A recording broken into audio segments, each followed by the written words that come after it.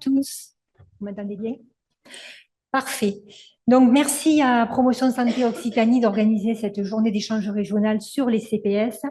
Et merci au Conseil régional, bien sûr, d'accueillir tout le monde pour cette journée. Et puis, un merci particulier à Madame Benoît et Madame Eustace, qui sont voilà, les petites chevrilles ouvrières de cette JER. Donc, merci beaucoup à elles.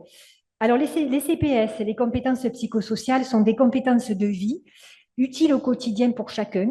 Elles contribuent à favoriser le bien-être mental, physique et social et à prévenir une large gamme de comportements et d'attitudes aux incidences négatives sur la santé. L'OMS, l'Organisation mondiale de la santé, les définit comme un groupe de compétences psychosociales et interpersonnelles qui aident les personnes à prendre des décisions éclairées, à résoudre des problèmes, à penser de façon critique et créative, à communiquer de façon efficace, à construire des relations saines, à rentrer en empathie avec les autres, à faire face aux difficultés et à gérer leur vie de manière saine et productive.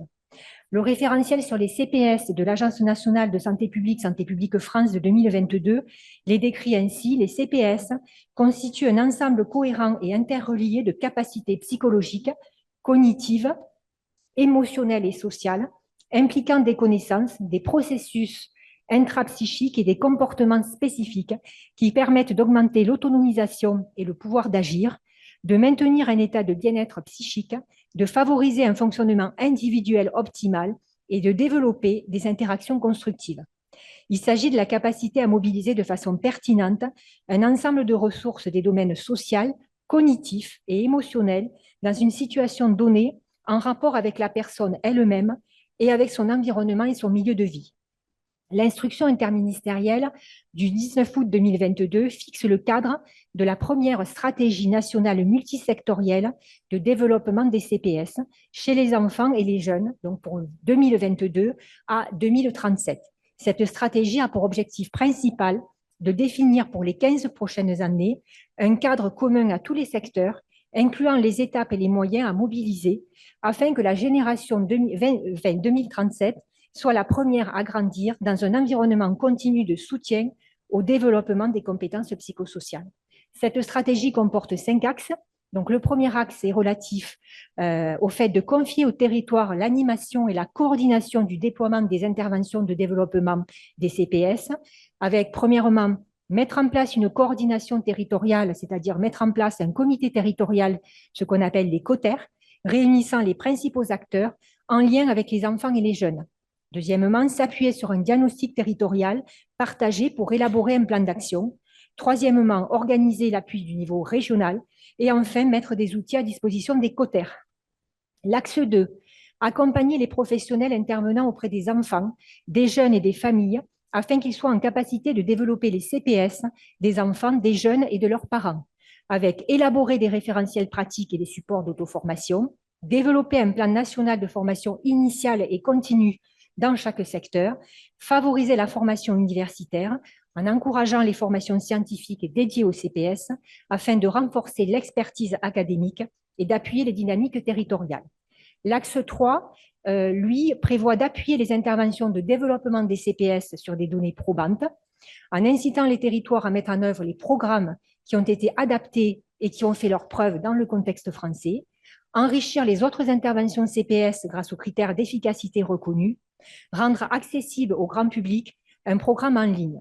L'axe 4 prévoit de mettre en place un système national de suivi et d'évaluation du développement des CPS dans tous les secteurs, avec développer un guide méthodologique pour l'évaluation des stratégies territoriales, renforcer les enquêtes nationales auprès des enfants et des jeunes pour mesurer la couverture des interventions, structurer et promouvoir la recherche interventionnelle et l'innovation.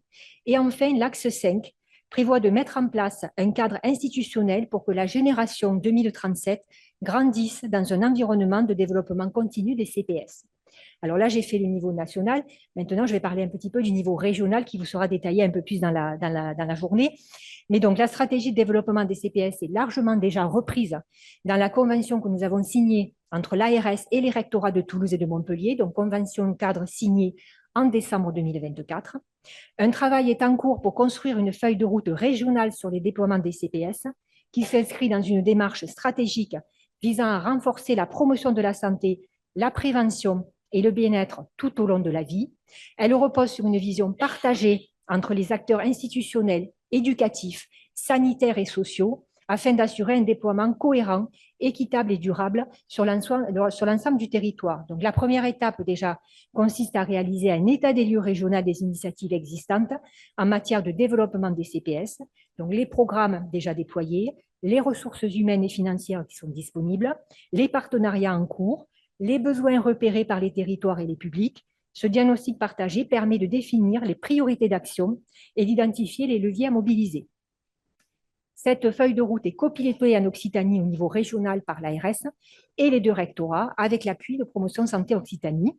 La construction de la feuille de route reposera sur une démarche participative et partenariale avec l'ensemble des services de l'État, les collectivités territoriales, les associations et structures de terrain, et elle sera structurée en plusieurs étapes. Donc, dans la co-construction et dans la concertation, il y a déjà mise en place d'un groupe de pilotage régional qui est copiloté, comme je le disais, par l'ARS et le rectorat, qui va associer tous les services de l'État concernés. Donc, je vais citer la DRETS, qui est la Direction régionale de l'économie, de l'emploi, du travail et des solidarités, la DRAF, la Direction régionale de l'alimentation, de l'agriculture et de la forêt, la DIR-PJJ, Direction interrégionale de la protection judiciaire et de la jeunesse, la DRAGES, Délégation régionale académique à la jeunesse, à l'engagement et au sport, et enfin la DRDFE, qui est la Direction régionale aux droits des femmes et à l'égalité. Il y aura aussi une organisation de groupes de travail thématiques, par exemple sur la formation, l'évaluation, l'intégration dans les milieux de vie, la communication, etc., pour définir les orientations opérationnelles. La structuration de la feuille de route, je ne vais pas la détailler, elle sera détaillée tout à l'heure. Pour chaque axe de travail, il y aura un calendrier prévisionnel, des indicateurs de résultats et une gouvernance claire. Il y aura élaboration d'un plan d'action triennal avec un calendrier, des indicateurs de suivi et des modalités de gouvernance. Et enfin, il est prévu un dispositif d'évaluation continue pour ajuster les priorités, capitaliser les réussites et diffuser les bonnes pratiques. Ça permettra de valoriser les résultats obtenus. Le calendrier, donc en 2025, il y a eu déjà en octobre la première réunion du groupe régional de pilotage, le début des travaux d'écriture de la feuille de route régionale et l'élaboration des formations, définition des indicateurs. Et en 2026, ce sera vraiment là où on va monter en compétence sur ce sujet, les premières formations de formateurs régionaux, les mises en place d'écotaires, les diagnostics. Et en 2027, on aura formation, accompagnement, évaluation intermédiaire et l'écriture de la feuille de route pour les 5 années suivantes. Donc, je vous souhaite une bonne journée qui sera riche d'échanges, je n'en doute pas. Et merci de votre attention. Merci beaucoup, madame. Pas 30 secondes. Une minute. C'est bon. Oh, non, mais une minute et demie. Tout va bien. Tout va très bien. Je vais prendre la parole vraiment très, très peu de temps. Donc, je suis Cathy Jarou, je suis la directrice donc, de Promotion Santé Occitanie. Donc, je tenais déjà à remercier plein de monde. Vous savez, on le fait régulièrement. Pour autant, des fois, là, on y croit très fort, on pense très fort parce qu'on a la chance d'être accueilli par le conseil régional. Donc, je tenais vraiment, au nom de l'équipe, à remercier le conseil de nous accueillir dans ces locaux. Je pense que vous êtes bien installés et ça nous permet, pour cette 8e édition de cette journée d'échange régional, de nous installer dans leurs locaux. L'ARS, bien sûr, qui nous soutient, Mme Chouma l'a dit, et nous finance pour cette journée dans le cadre du DRAPS, donc que coordonne Christine Roland, qui prendra la parole après moi. Les intervenants, bien sûr, parce que je pense qu'ils vont pouvoir vous apporter toute leur expertise et vous verrez combien les échanges, j'espère, vont être riches entre la salle et tous nos intervenants. Et puis toute l'équipe de promotion santé qui a mis vraiment, vous verrez tout au long de l'année, toute la journée, pardon, qui a mis toute sa motivation, son professionnalisme et coordonné donc par Christine pour vraiment réussir cette journée.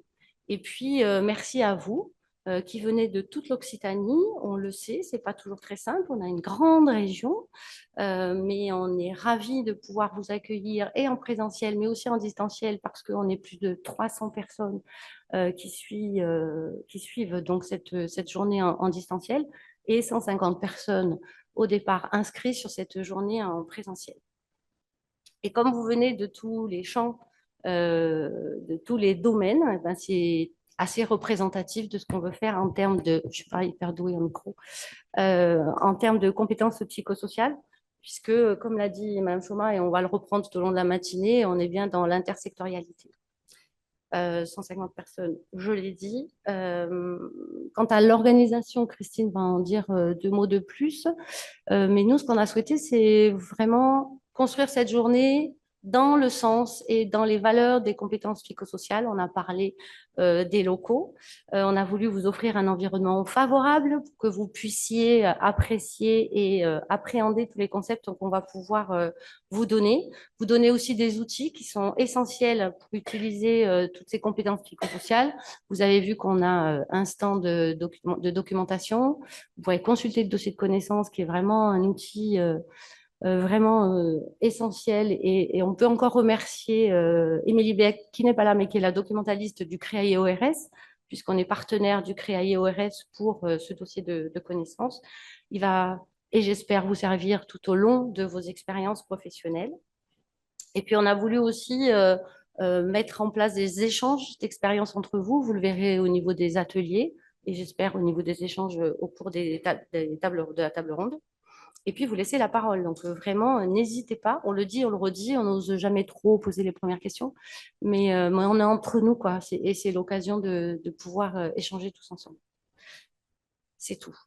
Voilà. Donc, merci beaucoup à tout le monde. Je vous souhaite une excellente journée de travail. Et je vais laisser donc la parole à Christine qui va vous présenter le programme et le déroulement de la journée. Bonne journée à tout le monde.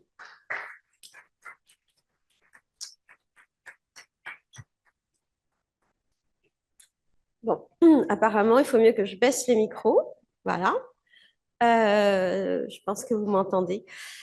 Alors, bah oui, encore merci. Merci à toutes et toutes de vous être déplacés aujourd'hui. Merci à toutes celles et ceux aussi qui sont en visio, auprès desquels je m'excuse de leur avoir refusé l'accès en présentiel par manque de place, enfin un nombre de places limité. Euh, je pense qu'il y a des absents à voir l'Assemblée aujourd'hui. Des personnes vont certainement arriver bientôt, mais d'ailleurs, si parmi celles qui sont en visio, certaines sont pas très loin et souhaitent nous rejoindre, je pense que c'est possible. Alors, ne venez pas les 300, voilà. Envoyez-moi un message, s'il vous plaît, avant et qu'on puisse réguler ça. Donc voilà, merci pour cette présence. Madame Choma, merci pour votre introduction, pour vous être déplacée vous aussi et être venue aujourd'hui, avoir souligné l'importance de ces enjeux liés autour du déploiement des CPS. D'ailleurs, voilà, le succès de la journée montre bien que c'était une thématique importante à traiter. Alors, on va essayer de la traiter au mieux. Cathy vous a dit, Cathy Jarou vous a dit qu'effectivement, cette journée, ben, on la souhaite conviviale, on la souhaite productive aussi. Et donc, elle va se dérouler, comme vous avez pu le voir sur le programme, sur une matinée en plénière, alors avec des interventions en effet à écouter pendant une vingtaine de minutes, mais vous aurez à chaque fois ces temps de questions et réponses. Et c'est vrai que voilà, il faut saisir ces temps-là d'échange que vous pourrez poursuivre en effet pendant les temps de pause que l'on a qui jalonnent toute la journée. C'est important aussi, on sait qu'il se passe des choses autour du café, autour de ces temps de pause. Donc, 3 interventions. Madame Laure Durand-Laville qui va faire l'ouverture vraiment dans le dur de ses compétences psychosociales et qui vous présentera les fondements des CPS et ce qu'il y a en fait à prendre en compte, les éléments à prendre en compte de manière fondamentale pour mieux appliquer et développer les CPS. Madame Christine Ferron, que nous remercions de s'être déplacée depuis Paris, donc la déléguée de la Fédération Promotion Santé, euh, et qui va faire ce lien entre CPS, promotion de la santé et la question des inégalités sociales.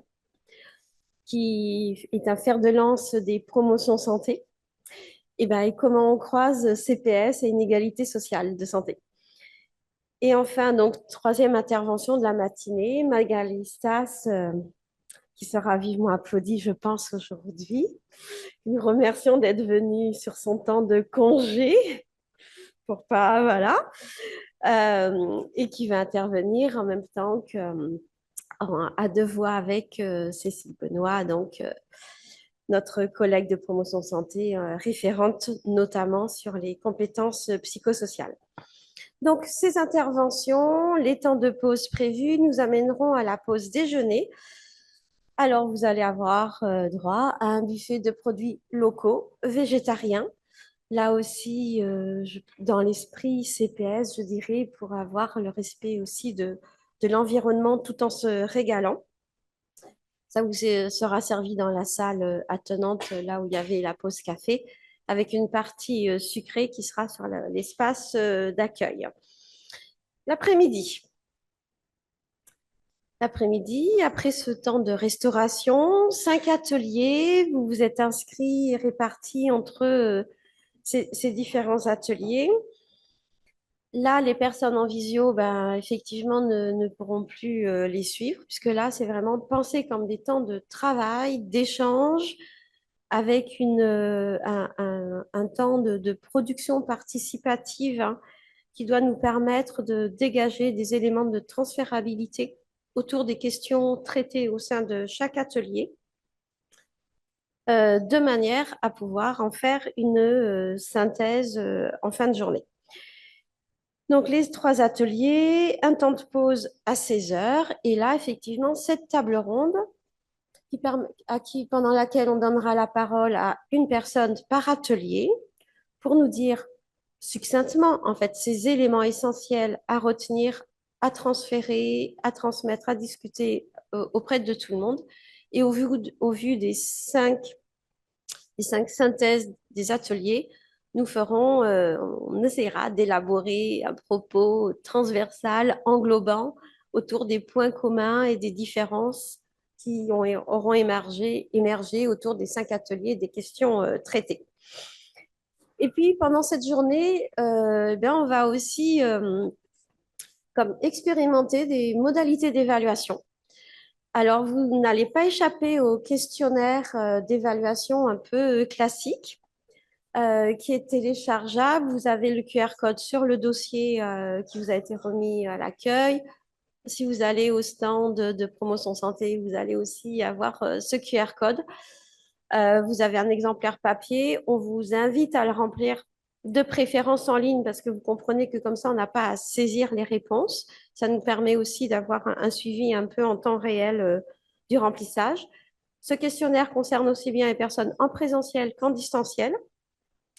Et outre donc cette modalité de questionnaire, nous allons faire comme un micro-trottoir, on a appelé ça, pendant la pause déjeuner. Et nous serons 3, moi, Cathy Jarou et notre collègue Aurore Godard, hein, voilà, qui est debout au fond de la salle.